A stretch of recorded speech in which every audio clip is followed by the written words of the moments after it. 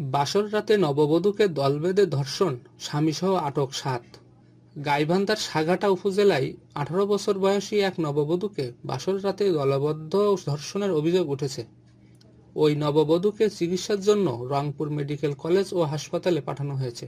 এ ঘটনায় শুক্রবার নববধূর স্বামী আসিফ মিয়া সহ ৭ জনকে আটক করেছে গোবিন্দগঞ্জ থানা পুলিশ।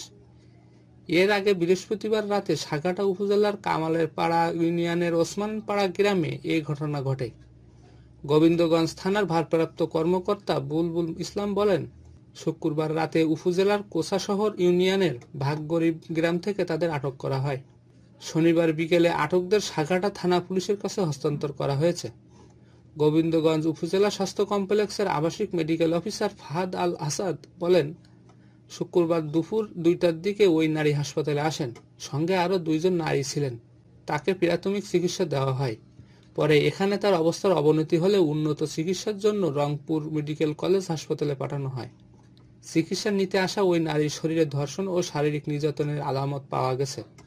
খোঁজ নিয়ে জানা গেছে, সাঘাটা উপজেলার ওসমানের পাড়া গ্রামের আসাদুল ইসলামের ছেলের সঙ্গে গোবিন্দগঞ্জ উপজেলার কোষাশহর ইউনিয়নের ওই মেয়ের বিয়ে হয়। গত বুধবার ২,৩০,০০০ টাকা দেনমোহর ধার্য করে আনুষ্ঠানিকভাবে বিয়ে হয় তাদের। বিয়ের পর স্বামী আসিফ মিয়া স্ত্রীকে নিয়ে বাড়িতে যান। বৃহস্পতিবার রাতে এই ধর্ষণের ঘটনা ঘটে। স্থানীয় বাসিন্দা সাইফুল ইসলাম বলেন, বুধবার শেষ রাতে বিয়ে বিদায় হয়। বৃহস্পতিবার রাতে দলবদ্ধ ধর্ষণের শিকার হন ওই মেয়ে। শুক্রবার দুপুরে ওই মেয়ে অসুস্থ হলে তাকে হাসপাতালে নেওয়া হয়। সাঘাটা থানার উপপরিদর্শক আমিনুল ইসলাম বলেন, প্রাথমিক চিকিৎসাবাদের জন্য স্বামী আসিফ মিয়া সহ ৭ জনকে আটক করা হয়েছে। এই ঘটনায় তদন্ত চলছে। প্রকৃত ঘটনা কি তা তদন্ত শেষে জানা যাবে।